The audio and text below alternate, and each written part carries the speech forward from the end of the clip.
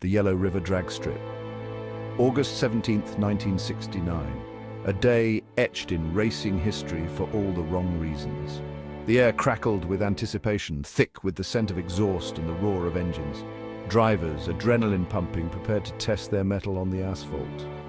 Among them was Houston Platt, a young man with a need for speed and a heart full of dreams, behind the wheel of his beloved Dixie Twister. The Dixie Twister, a 1955 Chevy, was more than a car. It was a symbol of Platt's dedication and passion. He'd poured his heart and soul into it, transforming it into a force to be reckoned with on the drag racing circuit. But on that fateful day, fate had other plans. As Platt hurtled down the track, a mechanical failure sent the Dixie Twister careening out of control. The crowd watched in horror as the car, a blur of metal and fire, crashed into the safety barrier. The impact was deafening. The silence that followed even more so. 11 lives were lost that day, and 40 injured, their futures extinguished in a heartbeat. Countless others bore the scars, both visible and invisible, of the tragedy.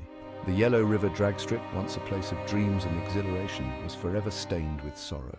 In the aftermath of the crash, amidst the wreckage and the grief, a mystery emerged. The Dixie Twister vanished. Some whispered that it had been sold for scrap, its mangled remains deemed worthless. Others claimed it had been spirited away by collectors eager to possess a piece of racing history. However, tragic, years turned into decades and the legend of the Dixie Twister grew. It became a ghost story whispered among racing enthusiasts, a cautionary tale of ambition and loss.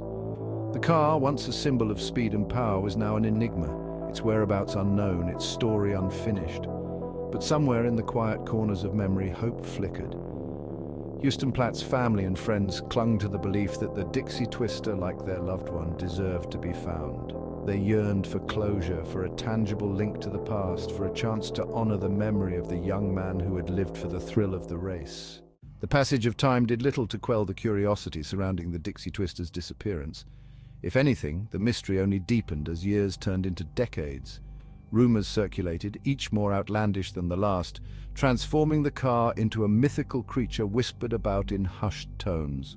Some claimed that the Dixie Twister had been smuggled out of the country, sold to a wealthy collector overseas who sought to possess its tragic history.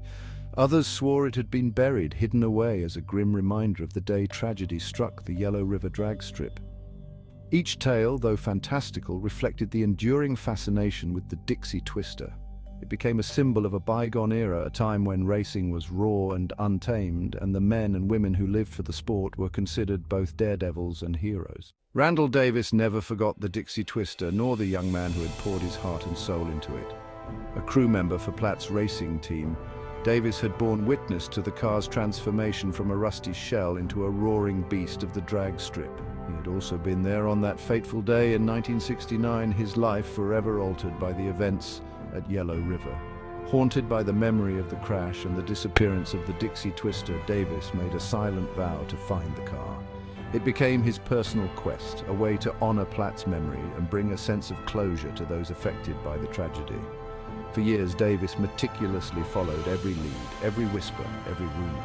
He scoured junkyards and salvage lots, his heart pounding with a mixture of hope and trepidation each time he approached a mangled wreck that resembled the Dixie Twister. He chased dead ends and false promises, his determination never wavering.